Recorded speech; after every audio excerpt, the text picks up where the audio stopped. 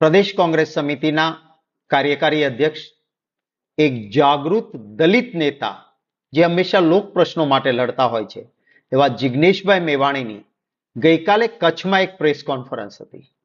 આ પ્રેસ કોન્ફરન્સને અવળા પાટે ચડાવી દેવા માટે સરકારના ઈશારે સંપૂર્ણપણે એક ખોટી ફરિયાદ દાખલ કરવામાં આવી. મારો પહેલો સવાલ એ છે કે આઈબી જે છે, ઇન્ટેલિજન્સ ડિપાર્ટમેન્ટ છે, એનું કામ રાજકીય નેતાઓની જાસૂસીનું નથી. એમણે આંતરિક સુરક્ષાની ચિંતા કરવી જોઈએ. રાજ્યમાં આટલું બધું ડ્રગ્સ આવે છે, દારૂ વેચાય છે, રોજ ગુનાઓ બને છે. એના બદલે રાજકીય નેતાઓની જાસૂસી માટે આ ભાજપની સરકાર અમારી પ્રેસ કોન્ફરન્સમાં, કાર્યકારી અધ્યક્ષની પ્રેસ કોન્ફરન્સમાં શું કામ હતું આઈબીનું? શું આ કોઈ આતંકવાદી માટેની પ્રેસ કોન્ફરન્સ હતી? ન જવું જોઈએ. અને ગયા પછી સંપૂર્ણ ખોટો કેસ કરવાનો. સંપૂર્ણ વિડીયો અને હકીકત જોઈએ તો કોઈ ગુનો બન્યો જ નથી, બની શકે એવી ઘટના જ નથી. અકસ્માતે પોતે જાળવણી રાખીને એને ખુરશી ક્યાંક આડીઅવળી થઈને બેસીને પટકાય અને પછી એક એવી વ્યક્તિ ભાઈ શ્રી હરેશભાઈ શિવજીભાઈ આહિર, એક યુવા જાગૃત આહિર સમાજનો યુવાન, જેણે હંમેશા લોક પ્રશ્નો માટે લડત ચલાવી. આ એ જ એચ.એસ. આહિર છે જેણે કચ્છના મીઠાના અગરો ખૂબ ગેરકાયદેસર રીતે મોટા પાયે અપાયા છે. અને એમાં હર્ષ સંઘવી રાજ્યના ગૃહમંત્રીનું ઇન્વોલ્વમેન્ટ છે, આવી વાત કરી હતી. એટલે શું તમારે કેસ કરી દેવાનો છે એના સામે? મારી સીધી વાત રાજ્યના રાજ્ય ગૃહમંત્રી હર્ષભાઈ સંઘવીને છે. તમે પોતે વિધાનસભામાં આંકડા આપ્યા છે કે રોજે 6 બળાત્કાર આપણા ગુજરાતમાં થાય છે. શરમ થવી જોઈએ તમને. તમે કોઈ દિવસ ટ્વીટ કર્યું?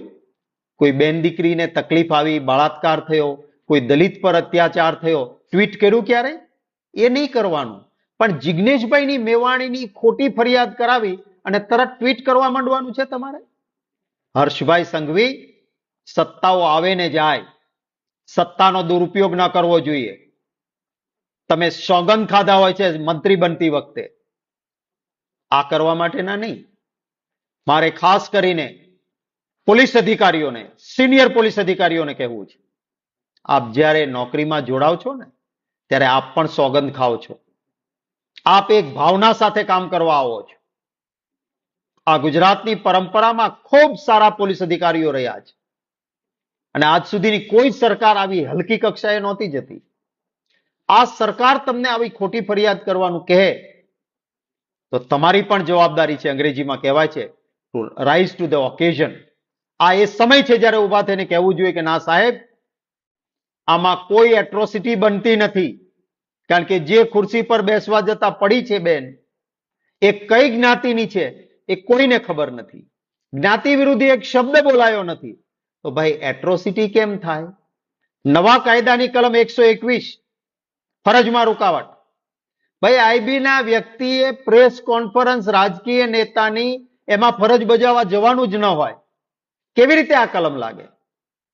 મને વિશ્વાસ છે કે આપણી ન્યાયાલયો, આપણી જ્યુડિશિયરી એ સરકારની આ મનમાની સામે જરૂર દંડો ચલાવે. હું આશા પણ રાખું છું, અધિકારીઓ પાસે પણ અપેક્ષા રાખું છું. અને તાત્કાલિક આ કેસ રદ થવો જોઈએ, નહીં તો ન્યાયાલયની ફટકાર પણ સાંભળવાની તૈયારી રાખવી પડશે. સંપૂર્ણ ખોટી ફરિયાદ છે અને આવી ફરિયાદો ન ચાલી શકે. આઈબીએ જોવું હોય તો પહેલા જોવું જોઈએ કે આ જે રાજ્ય ગૃહમંત્રી હર્ષભાઈ સંઘવી જેની સાથે ગળે મળીને ફોટા પડાવે છે એ ડ્રગ્સમાં પકડાય છે. ભાજપના નેતાઓ જેની સાથે મિલાપણું રાખે એ નીટની એક્ઝામમાં પકડાય. રોજે રોજ ગુનાઓમાં ભાજપના વ્યક્તિઓ પકડાય છે. આની માહિતી આપો ને ભાઈ આઈબી વાળાએ પણ. આઈબીને પણ કહું છું કે તમારું આ કામ નથી.